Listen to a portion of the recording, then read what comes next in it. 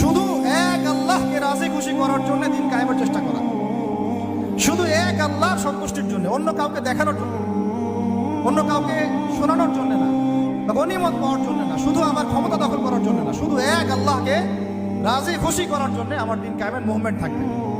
এই জায়গায় কিন্তু অনেকের ইখলাস নষ্ট হয়ে যায়, আন্দোলন ব্যর্থ হয়ে যায়। আমাকে বলেন যে এখন এতদিন যা হলো, এখন যা হচ্ছে, ভবিষ্যতে যা হবে, এখানে পুরো সিস্টেমটার মধ্যে ইখলাস কি এটা ছিল যে আল্লাহর জমিনে আল্লাহর তাওহীদ কায়েম করা?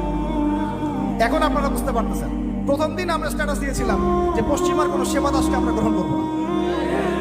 এখন আস্তে আস্তে সব বুঝতে পারবেন, কেবল তো শুরু, দেখেন সামনে কি হয়।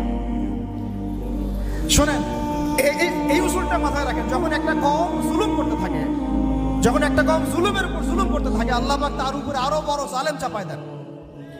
এরপরে যখন এই কওমটা মাজলুম হয়ে যায়, আল্লাহকে ডাকতে থাকে, আল্লাহর কাছে আত্মসমর্পণ